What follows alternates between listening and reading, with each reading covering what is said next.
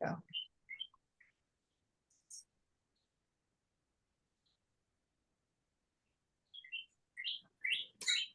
Hi, everybody. Welcome. Hi. Hello, everyone. Hello. We're going to go ahead and get started. For those of you who don't know me, my name is Jamie Bays. I'm the program director here at Rachel's Network, and I am zooming in from the ancestral lands of the Nacotchtank and Piscataway people, known as Washington, D.C.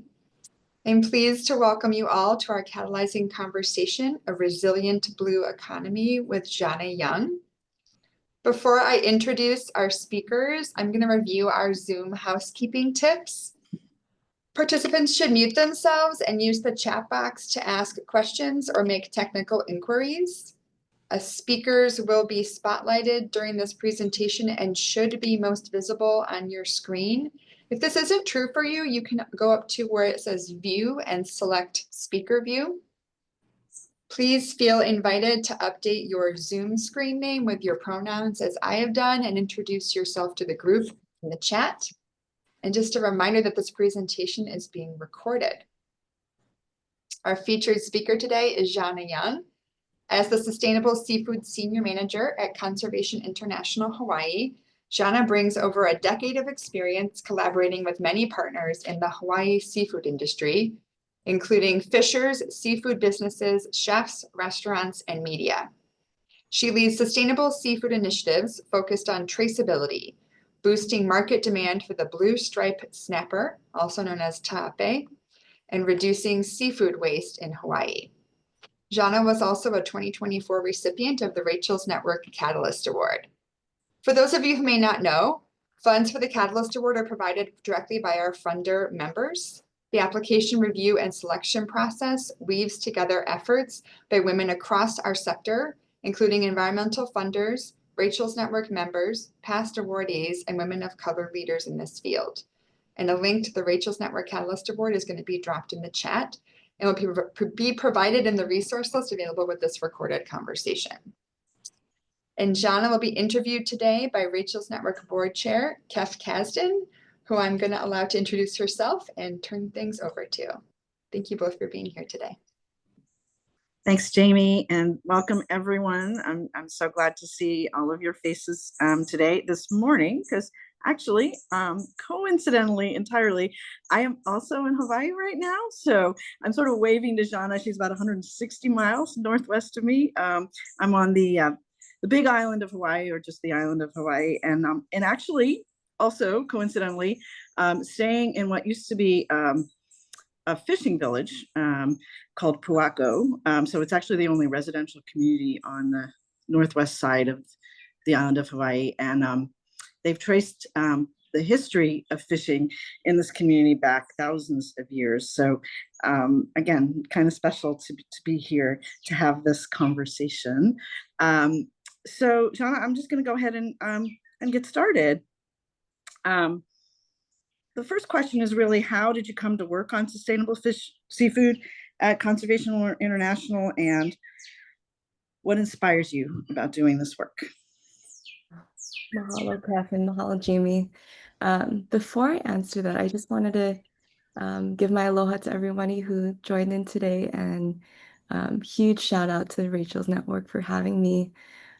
We recently were in New Orleans for a 25th anniversary gathering, and it was just so refreshing to be in a circle of women, and the way that Rachel's Networks, brings women together and part of the environmental movement is so powerful. So I'm really glad to be with you guys, even if it's over Zoom. But I met Jamie and Kef and the whole team in person just a few months ago. So it's really exciting to continue this conversation about how we can activate our movements in our own communities, across the US and across, places where we're connected to people and place. But yeah, so you asked me about my inspiration to working in sustainable seafood, and I guess I'll share a little background about myself. So I'm born and raised on the island of Oahu. different island that Kef is on. But I do have Ohana, who's from Hilo. So I love to always go to Hawaii Island when I can. But I think, going back, my upbringing was really, tied to the ocean. My dad was a surfer and fisher and likes to hunt. And, my mom is also an artist with my dad. And so a lot of where they drew inspiration from was from our aina, our land and our oceans. And growing up as a little kid in Hawaii, they'd always take us to the beach, going surfing, boogie boarding. I did a lot of canoe paddling, kayaking, and I have a lot of memories of just going fishing for ʻoama and papio, which are some of the smaller fish in Hawaii, and taking that home with my families to share it for dinner. And so a lot of those core memories for me really shaped, how I view, the challenges and how our community depends on our ocean resources. Um, like growing up surfing, for example, surfing in Hawaiian is called he'e nalu. He'e referring to octopus or taco in Hawaiian. It kind of refers to the sliding nature of how taco move throughout the ocean. And nalu meaning surfing or wave, sliding on churning water. And that's how, surfing kind of represents to me and being in the ocean like a rebirth almost. And there's a lot of representation between He'enalu and a rebirth. And so for me, entering the ocean, getting into salt water, really symbolizes the connection to place that I still feel to this day. And super grateful for the opportunity to always get in the water. And Kef, you always say that you go to Puako, and you've been going there for 25 years. And I think, what brings a lot of people back to Hawaii is our ocean and how, when you step in the ocean, it has this really profound healing effect. And I think that's what draws me back to the ocean. I think a lot of people who visit too.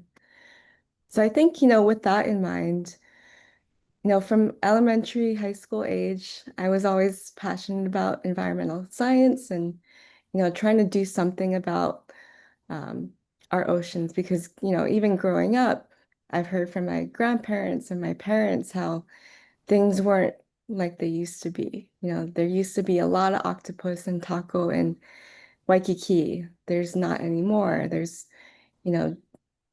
degradation of resources from our fisheries, our corals. And, growing up hearing all these stories as a young kid, it's like, okay, well, do you do something about it or do you not? So I went to college in University of Portland, got my undergrad in, it was a joint business marketing degree and environmental science.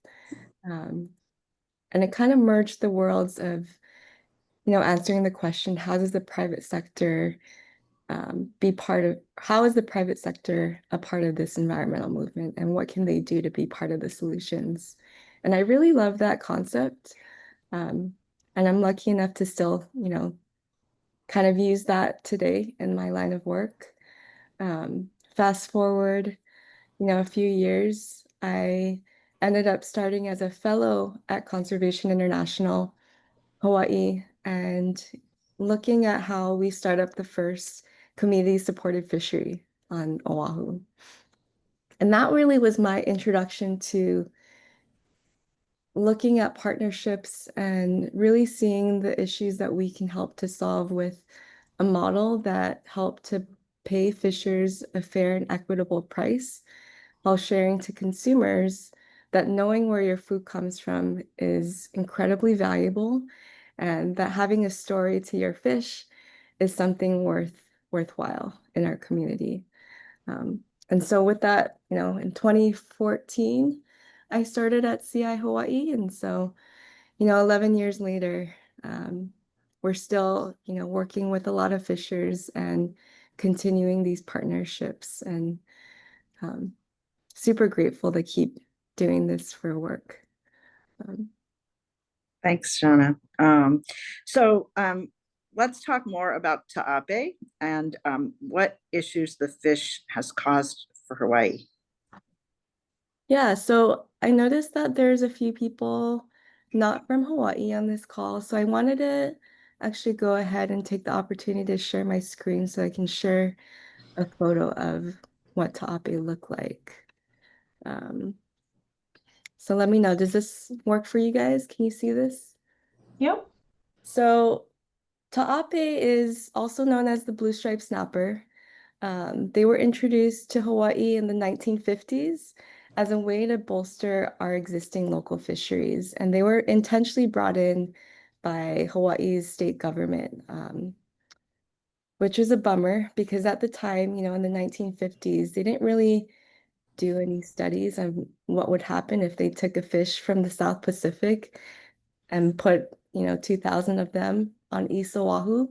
And so, they did this as a replenishment program along with another species of snapper and another species of grouper. And those three species ended up becoming invasive species to our islands. And, for them at the time, they didn't really know what would happen, but over the decades, especially in my dad's generation, they were seeing the effects of the taʻape, Roy, and toʻau really spreading across the archipelago. And, you know, within 10 and 20 years after the 1950s, they had already spread across the Hawaiian Islands. And currently, you can see them in the Northwest Hawaiian Islands or Papahanaumokuakea. So, currently 70 plus years later, they're everywhere and they're in the millions. And so for us, we realized that taʻape were a problem early on. For me, my dad had always talked about taʻape being a problem and always catching them when he would, try and go for mampachi or other fish. So even in his generation, he was already seeing the impacts. And I think Hannah is my coworker is also on this call. We were just in Kealakekua Bay, which is south of you, Kath, only a couple of weeks ago. And one of the kupuna or elders, Uncle Chucky, he's probably in his late 70s or 80s, talked about when he first saw taʻape and Roy come into the bay when he was growing up and how, he's seen the impacts of those fish taking over incredible reef ecosystems and places that are sacred to Hawaii being just overrun by these invasive species. So, there's been one effort in the 1980s to start, getting people introduced to eating these fish because they are delicious. But that effort, didn't really go anywhere because I think at the time in the 80s, people weren't really, accustomed to eating a yellow reef fish. And so, yeah, I think for us, in CI Hawaii and getting our partners together, it was really important for us to get the community together to do something about it. And so I have a couple of slides here I'll filter through. So we started the taʻape project in 2020. We gathered a bunch of people together, fishers, seafood businesses, chefs, educators, people from the media, to really talk about what we can do as a community to create the taʻape project as a momentum to basically eat them to beat them. And so we came up collectively with the goals of using this project to boost local food security. A lot of people may not realize that in Hawaii, we import 90+% of the food that we eat. So boosting local food security is incredibly important to us in Hawaii, especially after COVID, when we saw a lot of the impacts of, just how reliant we are on imported food and resources. So the second being supporting sustainable fishing and business practices. I think for us as a conservation organization, we're really passionate about supporting sustainable fishing practices and connecting that to reliable buyers on, the restaurant and wholesale end to really connect those two together. And the third goal is decrease fishing pressure on native species. So in theory, every taʻape caught or bought releases pressure on the native species that locals also like to eat. So those were the three taʻape project goals for us. And now we're 5 years into the project and super stoked that I still get to keep this momentum going. And so early on, we had a core group of partners. We designed a logo by one of our well-known designers on Hawaii Island and teamed up with a bunch of fishers and chefs who wanted to do something about that. And we also created education and awareness tools. So, a lot of people didn't know much about taʻape at the time.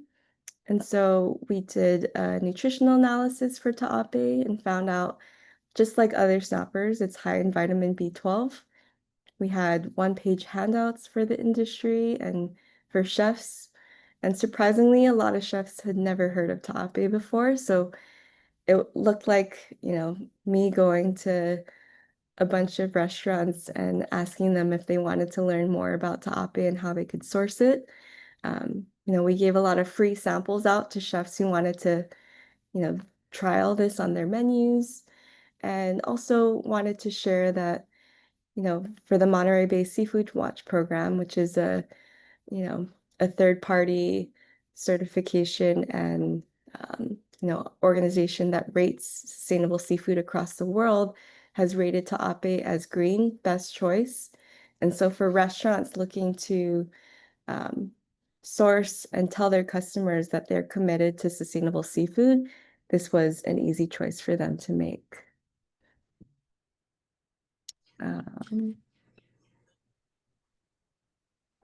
And so I'll share a little bit more about the campaigns. So we started with the Hawaii Seafood Month campaign, and these campaigns were really fun ways to get our community hyped up about seafood and local seafood. So we did a lot of online cooking demonstrations. We did restaurant specials with chefs who had successfully trialed taʻape, and we put on a lot of taʻape cooking videos. We have them on YouTube, and I can post the links on later if you wanted to check them out. And it was really fun to just partner with different organizations that we typically don't work with, like an augmented reality firm. And that technology really allowed us to step outside the box from what we typically do in conservation. And so we were able to share augmented reality for the first time and also debuted Eat the Taʻape Instagram game. And it was really fun because the taʻape would move across your screen and you could eat the taʻape as it came, and whoever could get the highest score won. But I'll stop there, and Kef, I'll let you ask the next question. Great. Yeah. So the next question is going to be about the community partners. I think you've mentioned them a little bit, but maybe if you can talk more specifically about which community partners or what kinds of community partners you've worked with, and what has made them essential to your work, and how did you cultivate these relationships? And finally, in terms of the partnerships, what surprised you the most about the outcomes of these relationships? Yeah, so if you can imagine just from the few slides so far, this kind of work takes a village. And, I think I mentioned, I started in 2014 and working in local fisheries and seafood. And, it's been a culmination of building these relationships over the last, 11 plus years now. And I'm really, really stoked that there's equally passionate people within our community that I get to work with. And like Jamie had mentioned, I get to work with commercial and non-commercial fishers, to the seafood retailers and wholesalers, to chefs and restaurants, to people in media, fishery managers, educators in schools, and more. And I think to date, we probably worked with over 200 partners across the islands. I think, this really started as a grassroots movement. It wasn't any part of one person's agenda, but it was really um, a movement built from the ground up. And we were lucky enough to get a NOAA Salt and Salt Kennedy grant to be able to have the financial resources to make this all happen. And, we've had several grants from Patagonia and other donors along the way. But I think, being able to create this movement with our community and have that grow from the ground up was something that made us successful because it wasn't someone else telling us that we should do this work. Yeah, and I think, we've created this movement over the course of a decade, and it still keeps on growing. So every day from my day-to-day work is connecting with more fishers who reach out to me, who hear more about taʻape or how to reduce seafood waste. And I try and connect them to the right market and right buyers. I'll share that, we just compiled our impact report for 2024, and I think those are really great ways to reflect on just the amount of work that we accomplished in a year. And last year, I mentored 7 interns, and that's one of the things I'm passionate about is creating the next generation of leaders in this space.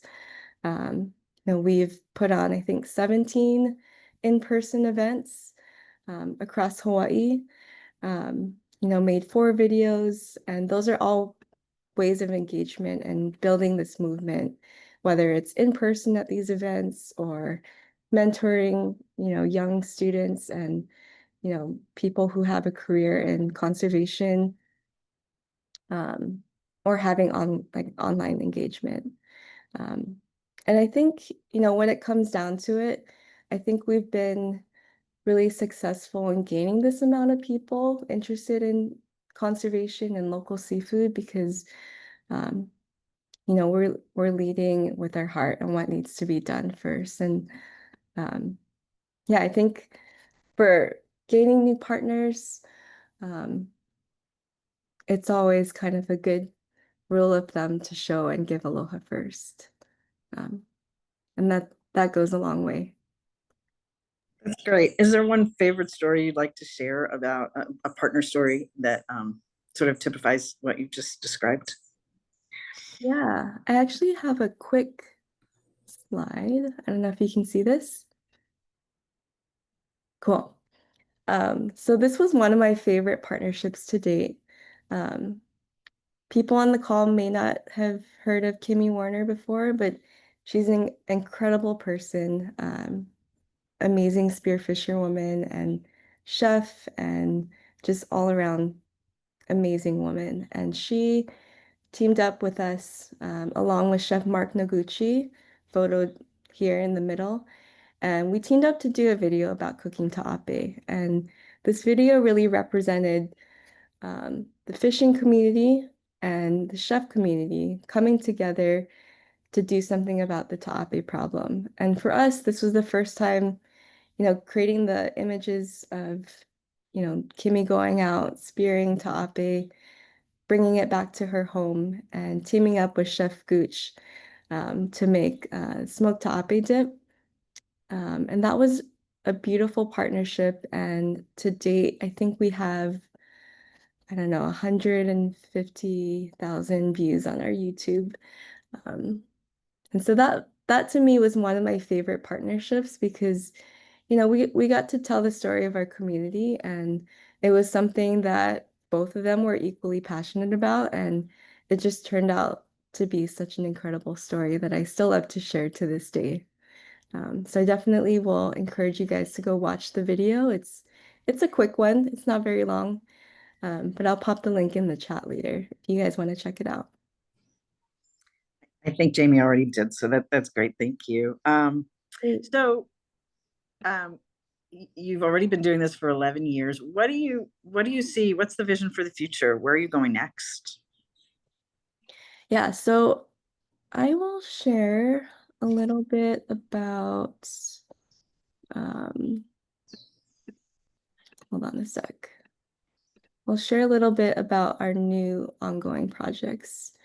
And, with the taʻape project, we showed that when fishers and chefs collaborate, there can be incredible impacts. And with the taʻape project, we worked with 200 partners. We've, shifted the needle in taʻape harvest statewide. We've had commitments from local restaurants putting taʻape on the menus. I think we have over 30 commitments from local businesses and growing to date. And we still, have a lot of articles talking about taʻape, which is great. I think starting a couple years ago, we gathered the partners again, talked about the successes so far, and we were like, okay, what's next? Like taʻape project, we've got kind of a system going, we've got the movement going. What's another issue that we can all collectively work on? And the topic of seafood waste came up. And in Hawaii, actually globally, about 6 million tons of fish skins are discarded every year. And so we thought about creating ways that we could use the fish skins that are typically discarded, turn them into value-added products like fish leather, wallets, and jewelry, and also continue working with our chefs to use the lesser-known cuts of the seafood, like the oxtails of the sea, like you see here, or the ahi tails, which typically get cut off when they process the fish and get, thrown into the bin.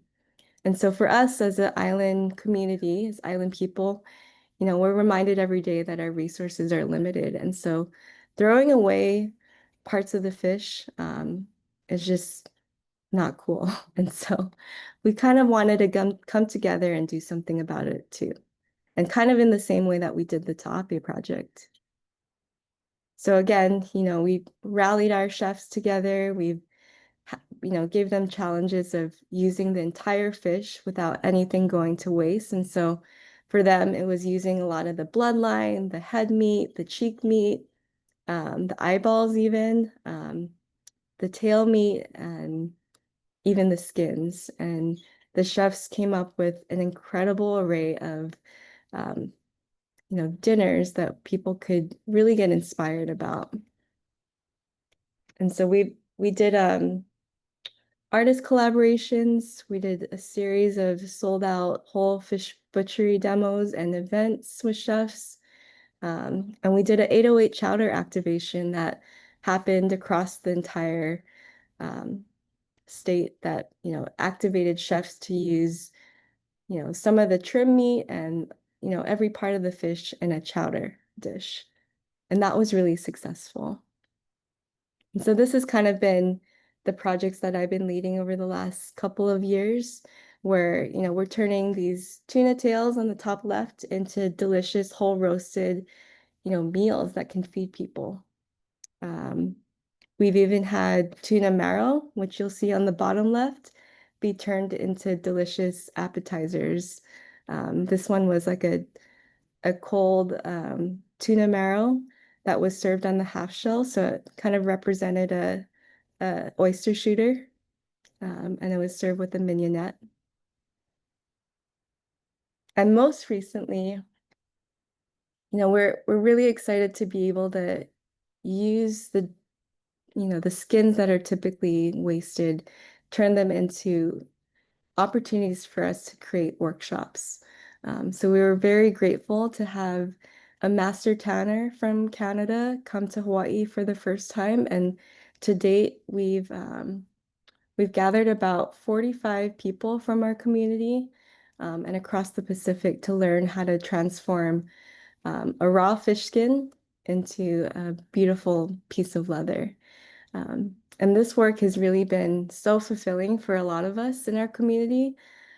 Being able to work with your hands and, learn about natural tannins and dyes has been incredibly fulfilling. And so these workshops are 6 days total, and take people from, how to take a skin off of a fish and scrape them, to learning how to properly tan the skins and then also use natural dyes to dye it. So in the bottom left here, you'll see a bunch of blue fish skins, and that was after we had dip them in indigo, which is a natural dye. And so, yeah, I think, the vision for the future is, taking and listening to our community of,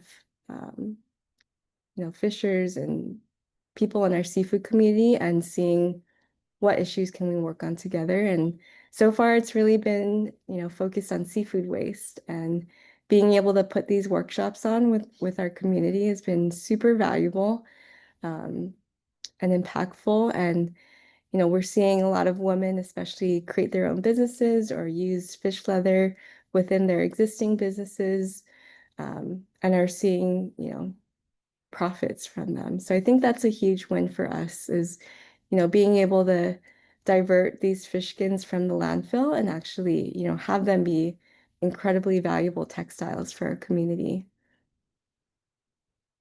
And I'll share with you guys a couple of photos of the products.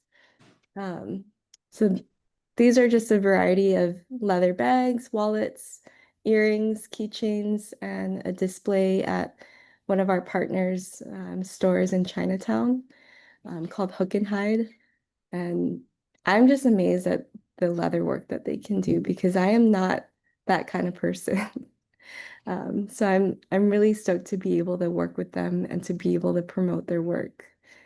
I'll also mention that we did work with an Italian leather shoe company, and we just launched a really cool project where we took the taʻape skins and shipped them to a company in Italy, which actually made the taʻape skins into the heel accent of their shoes.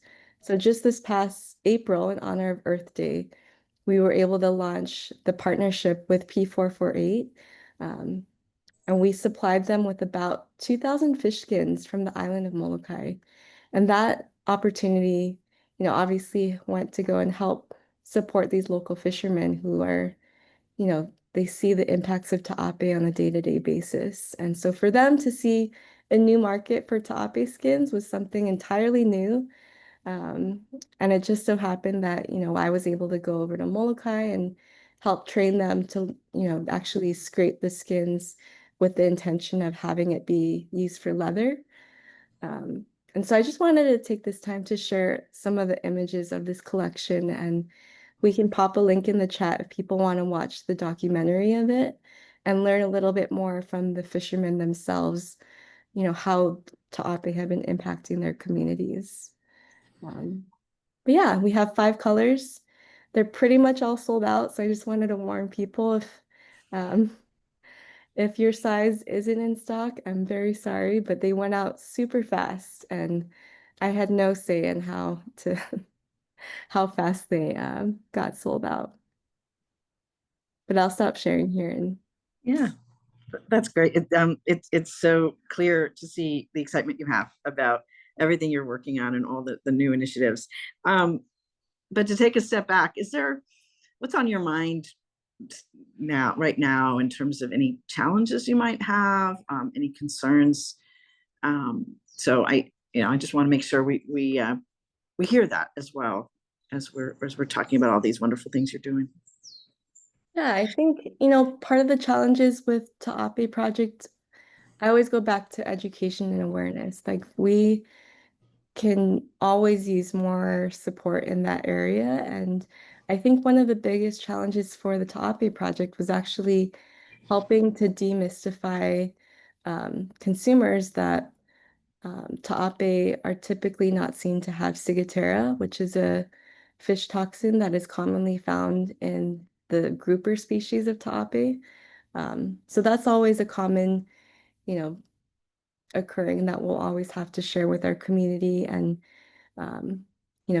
bring people to awareness about ciguatera and the risks for reef fish. I think on a broader level, I think one of the biggest challenges to conservation and nonprofits these days is, the situations that we're dealing with, the new administration and the major changes already taking place and affecting a lot of our local communities and federal funding sources. And it's, what we kind of talked about in March when we gathered in New Orleans. I think we're all kind of, looking to diversify a lot of our funding sources and just look at new ways to partner and to keep continuing this work, because the work still needs to be done, but to find, new and innovative ways to do that. So I think that's a big challenge for us in the conservation world and nonprofit world, is just trying to survive and thrive at the same time. Yeah, I'm not surprised you raised that issue. Last kind of set of questions then, sort of leading into that. I'll start actually with, how can the women funders and leaders on this call help support your work, or those who might watch the video afterwards? And also, if you can just share a little bit more about the Catalyst Award, which thanks Jamie mentioned at the beginning of the webinar, and you alluded to as well, just how that has helped you in your work. So two-part question about how can we help you, and how has the Catalyst Award helped you? Yeah, I'm just so grateful to be part of this Rachel's Network community. And I think I shared with Shreya that I'm super honored to be the first person from Hawaii to receive this award. And, I'd never heard of the Rachel's Network a year ago, or maybe a year and a half ago now.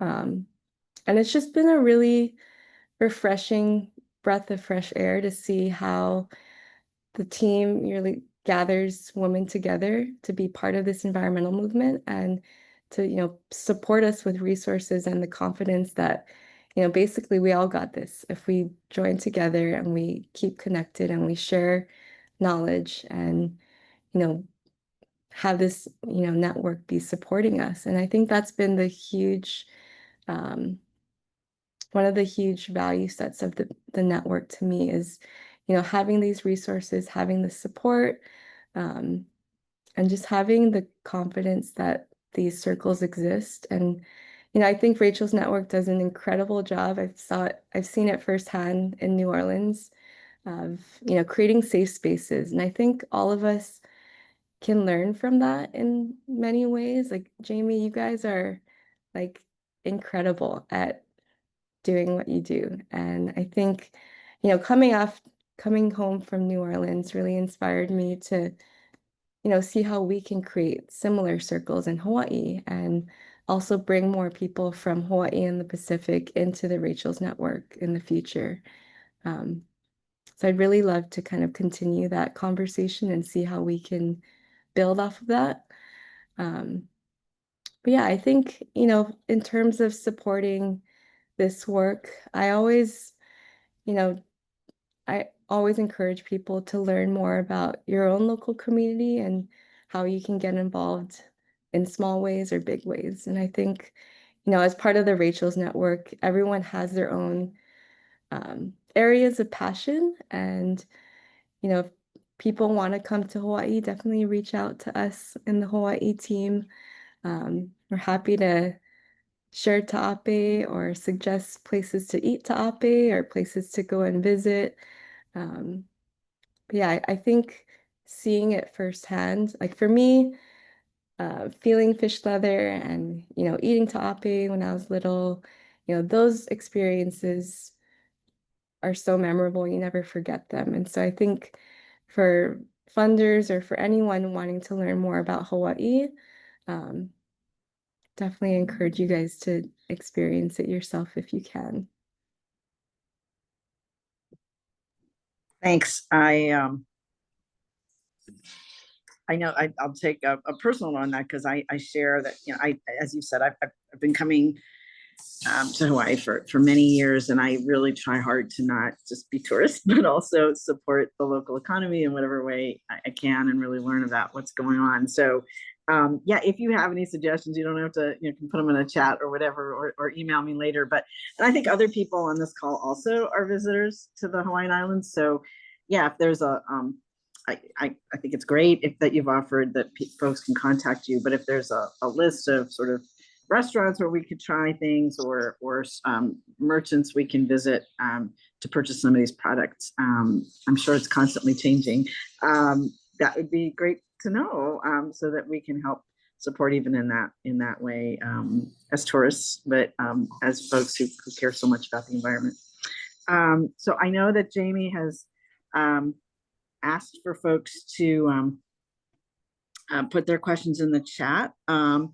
And I want to thank you, Jhana, for sharing your story so far. I think we're ready to take questions from the audience.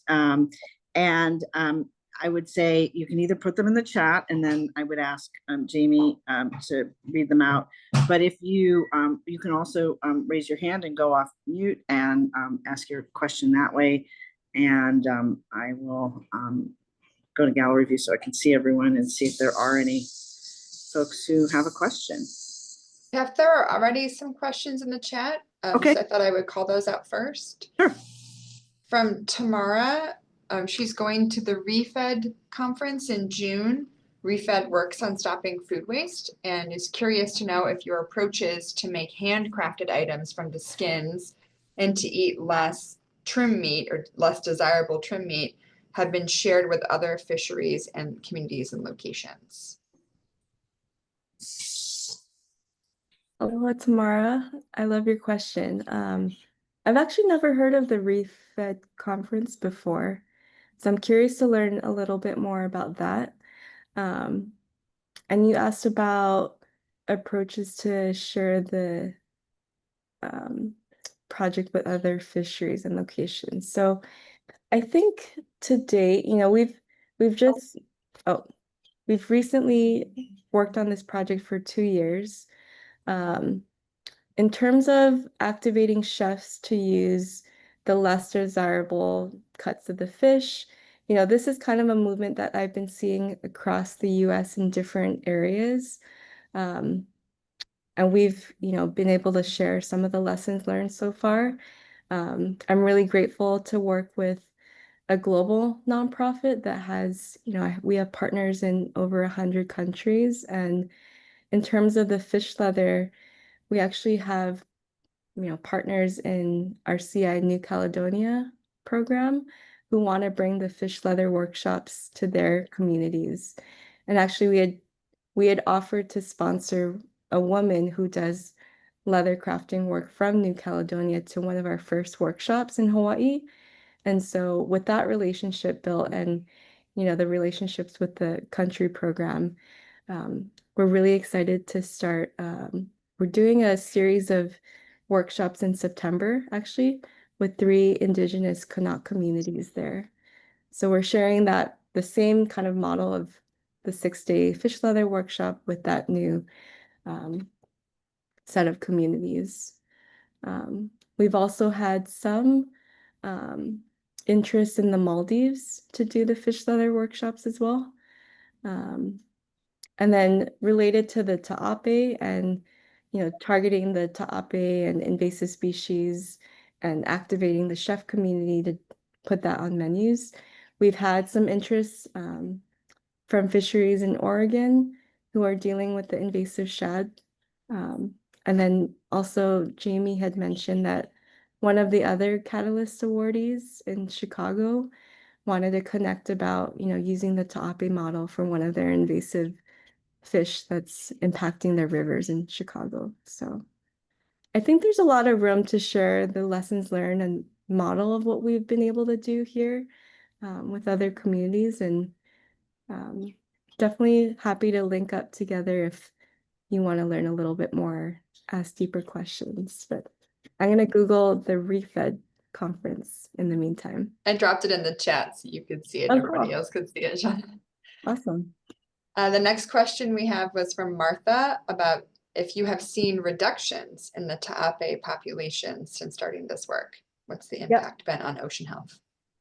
Yeah, so 5 years into the program, we've seen a huge increase in the commercial marine landings of taʻape. So every commercial fisher anywhere across the islands has to report monthly on the catch of each species.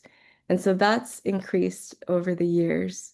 We're now hearing from a lot of the commercial fishermen, especially on Oahu, that taʻape are getting a little bit harder to target these days.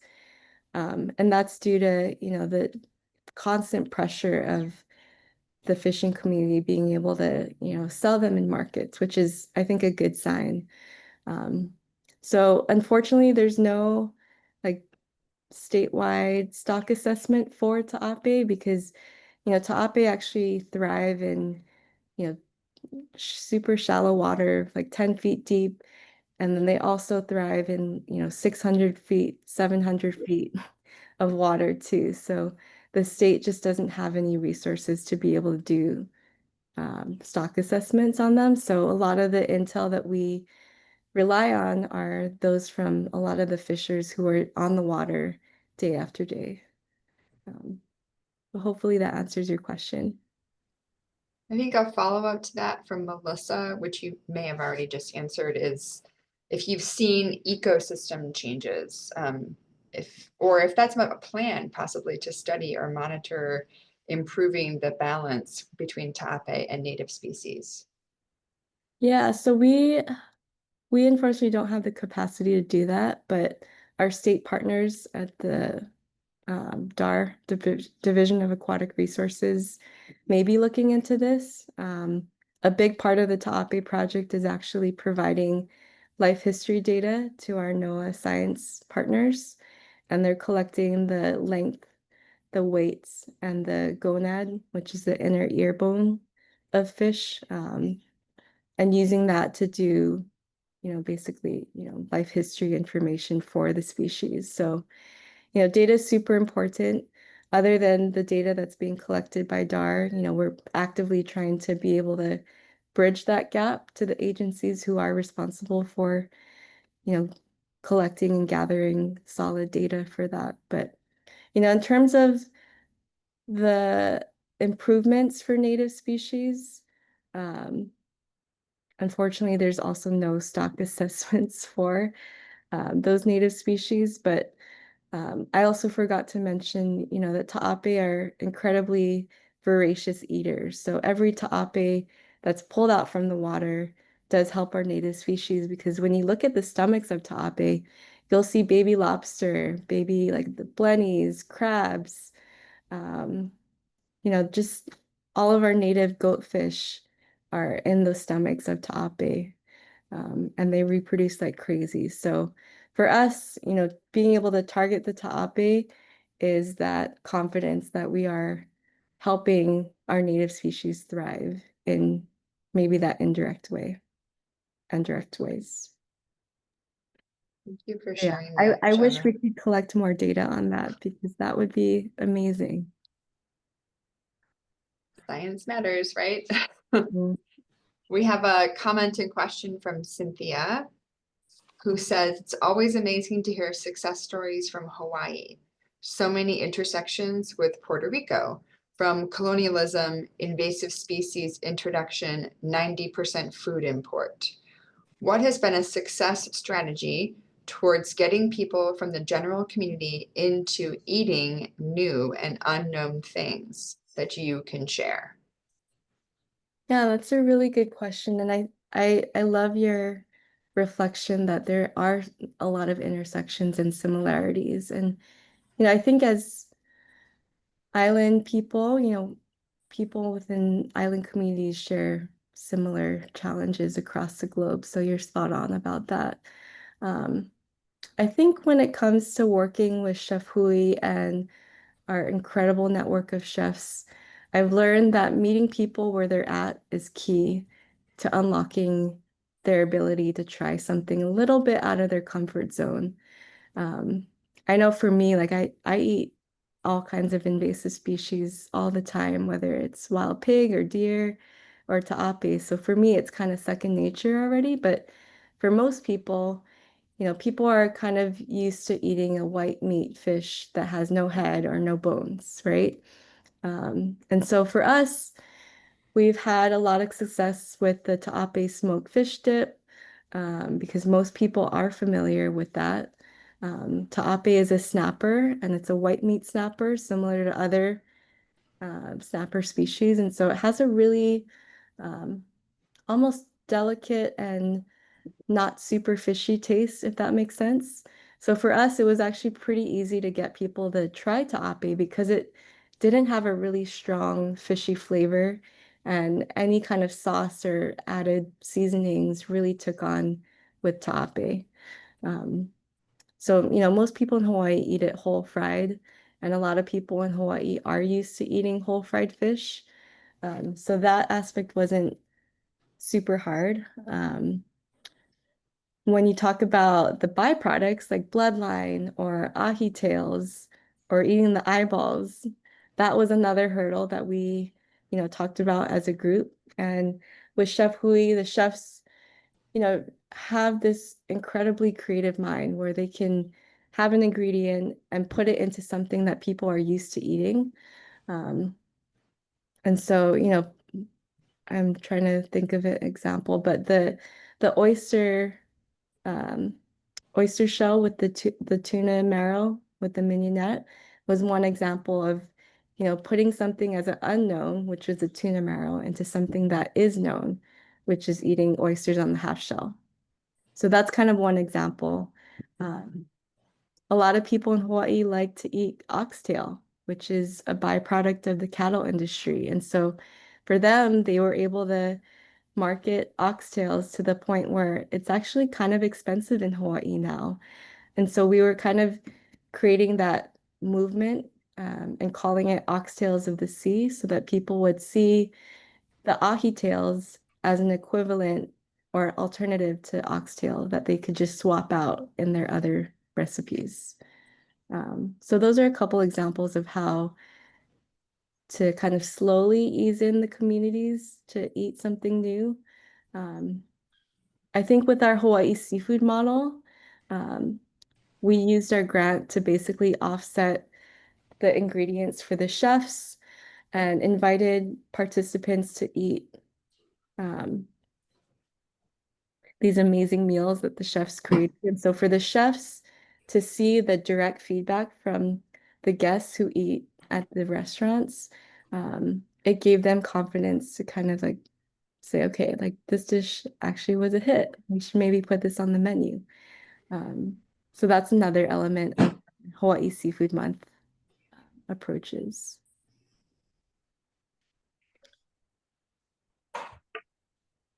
Do we have any other questions from, I have a question that I Yes, might go get for to, it. but I want to make sure that no one else has a question.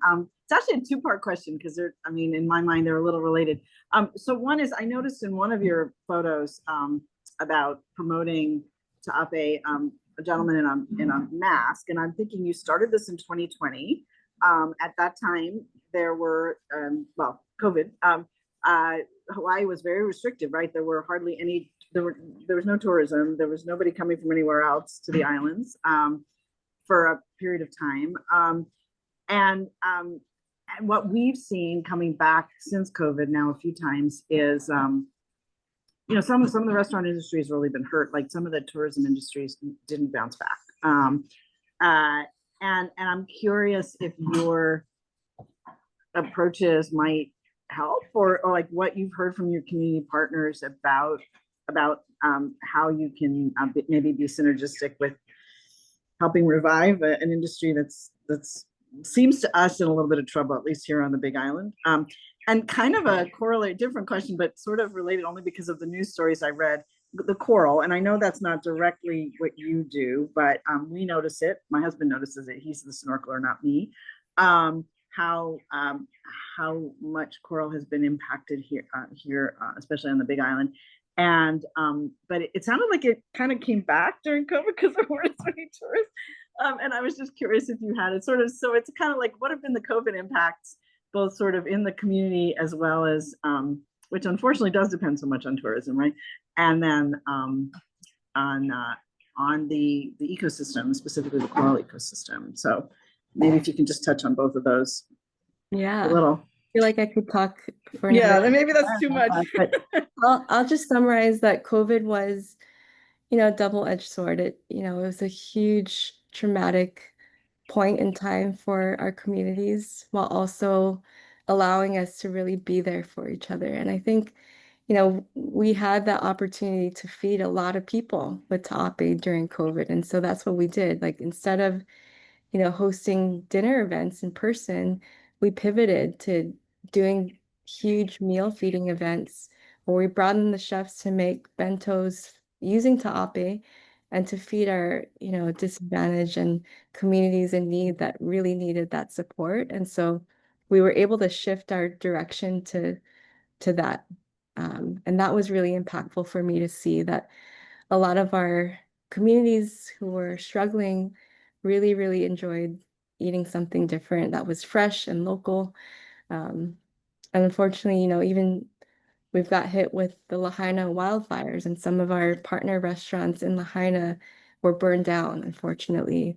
But it also provided this incredible opportunity for us to really be there for each other and to support one another. And our partners at Chef Hui, like, just did an incredible job being there for the industry and for the chefs and for connecting local fishers and ranchers and farmers with those people so that we could activate the chef community and actually feed the people who are in need. So that to me is kind of, the chicken skin moments that, you don't expect, but at the same time, now that we've gone through COVID and the Lahaina wildfires, like, we've kind of got this down. Like, in case something does happen again, like, we know we got each other's backs and we know kind of what to do already. So that's kind of the silver lining in those tragedies. I think during COVID, we've done a lot of pivoting to online programming. So a lot of our education materials are online where, they're still being used to this day. So I'm really grateful for that. And then you asked about the coral, right? So yeah, I mean, COVID, I don't know if you were here during COVID, you probably, oh, you weren't. A lot of our fisheries came back. Like, there's huge schools of Halalu and Nakule coming into Waikiki, which I remember seeing for the first time in my life. And a lot of places just got to rest and breathe, which allowed the resources like the fish and the coral to really come back. And now, since tourism is coming back, a lot of communities are inspired to ask themselves, what does balance look like? And so a lot of our community partners are coming up with tourism plans to really talk about and activate what that looks like, whether it's limiting visitors to certain areas and capping them off, or having, rest times for certain activities.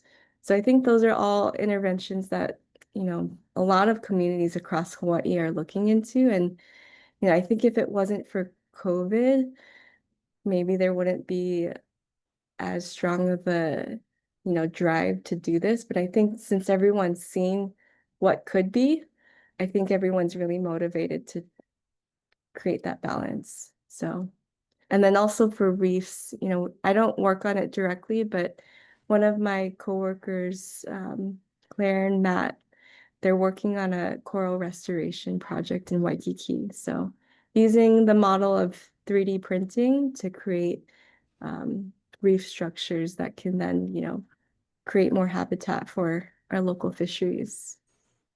So Thank you. Thank you. Into that. Yeah, no, thank you for bringing it back to sort of both community resilience and ecosystem resilience. I think that's a wonderful place to end. But I know you still have one more thing you want to do. I'm going to turn this back over to Jamie for our last fun activity. This was totally Jhana's idea. Before we close, there's going to be a fun trivia question with prizes. So before Jhana asks the question, we're going to be awarding the quickest 3 answers who type in the correct question in the chat. You need to make sure I have your email, which I do because you're all here. So I'll write your names down so that Jhana can follow up and get your mailing addresses to send you your prize. So Jhana, I'm going to turn it back over to you. All right. Can everybody see my screen? Yes. Okay. Everybody get your typing fingers ready because the question will come up pretty quickly. And I anticipate a flood of correct answers because I all believe that you guys are listening. So the question is, what is Monterey Bay Aquarium's Seafood Watch rating for taʻape, also known as blue stripe snapper? Is it A, green, best choice? Is it B, yellow, alternative? Or C, red, avoid?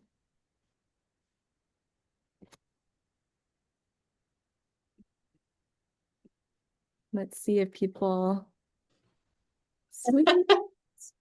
Everybody's getting it. Oh, almost everybody's getting it right. Amazing. So it looks like Erica, Sarah, and Martha are the top 3 winners. And I don't have, let's see, I don't have pictures of the prizes, but what I do have to share is one fish leather keychain is going to be awarded to the first person. Second person is going to be winning a taʻape study note card pack that my dad had done with his acrylic and on canvas. And then the third place winner is going to get a taʻape project sticker pack. So thank you guys for participating and for staying to the end. We're going to do a prize at every webinar from now on. Get everybody to stay right to the end for prizes. Thank you all so much for being here. And thank you to Jhana and Kef for this informative and beautiful conversation. It was so nice to hear from both of you. I want to thank you all for showing up today and being together while we learn together, which is one of our favorite things to do here at Rachel's Network. And if you could all come off mute and say goodbye and thank you to our speakers today, that'd be wonderful. And we will see you all very soon. Thank you. It was great. Take care. Thank you, Jhana. Thank you. Bye. Bye. Take care.